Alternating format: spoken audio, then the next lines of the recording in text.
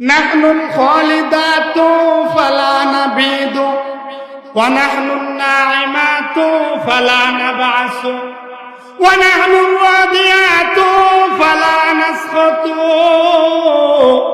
তুবা লিমান কানা লানা ওয়া কুন্না লাহু তুবা লিমান কানা লানা ওয়া কুন্না লাহু। জান্নাতি হুরেরা গান গাইবে, জান্নাতের মধ্যে আল্লাহ এমন একটি বৃক্ষ বানাবেন যেই বৃক্ষের এক পাতা থেকে আরেক পাতায় বাড়ি খাবে। আর দুনিয়ার সবচেয়ে ভালো যে সুর, এই সুর তরঙ্গমালা সৃষ্টি হবে। জান্নাতের মহিলারা গান গাইবার বলতে থাকবে, আমরা হচ্ছি এমন নারী যাদেরকে আল্লাহ বানিয়েছেন দুনিয়ার ওই সমস্ত বান্দাদের জন্য যারা নেক আমল করে, আমলে চলে করে। আমরা তাদেরকে কোনো সময় কষ্ট দেব না। আমরা যে সৃষ্টি হয়েছি, আমাদেরকে আল্লাহ কখনোই মউত দিবেন না।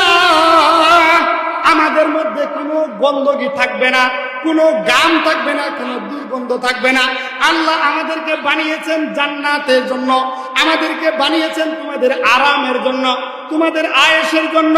তুবা লিমান কানা লানা ওয়া কুন্না লাহু। খুশখবরি ওই সমস্ত ব্যক্তিদের জন্য যারা নাকি আমাদেরকে পাওয়ার জন্য দুনিয়াতে নেক আমল করে, যারা নাকি আমাদেরকে পাওয়ার জন্য আমরা তাদেরকে পাবো, তাদের আশায় আমরা অপেক্ষমান।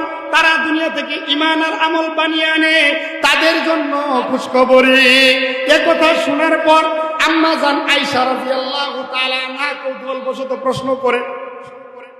মহিলাদের মধ্যে কিন্তু প্রশ্ন থাকে, কি বলে? মহিলারা জানার ইচ্ছা, আমাদের মা বোনরা আছে, ওই জান্নাতের হুররা গান গাইবে। হুররা গান গাইবে তো এমন যে সুরেলা গান গাইবে, তো দুনিয়ার মহিলারা তো পরাজয় বরণ করবে, কি কর? তো তাইলে তো তাদের কাছে কোনো ভ্যালু নাই, চান্স নাই।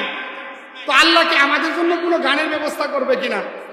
এই সময় আম্মা জান আয়েশা রাদিয়াল্লাহু তাআলা আনহা বলেন যে আমরা ওই জান্নাতি হুরদের গানের মোকাবেলায় একটা গান করব, যেই গানটা হবে এমন, নাহনুল মুসাল্লিয়াতু ওয়া মা সাল্লাইতুন্না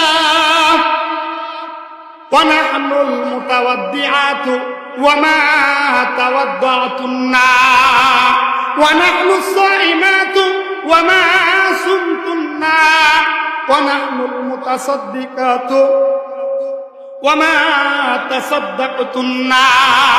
এ জান্নাতের হুরেরা, জান্নাতের ভালারা, তোমরা জেনে রাখো, তোমরা যারা বলো তোমরা এত পুত পবিত্র, আরে তোমরাও শুনে রাখো, আমরা যারা দুনিয়ায় ছিলাম, আমরা রবের সন্তুষ্টির জন্য, আল্লাহকে খুশি করার জন্য নামাজ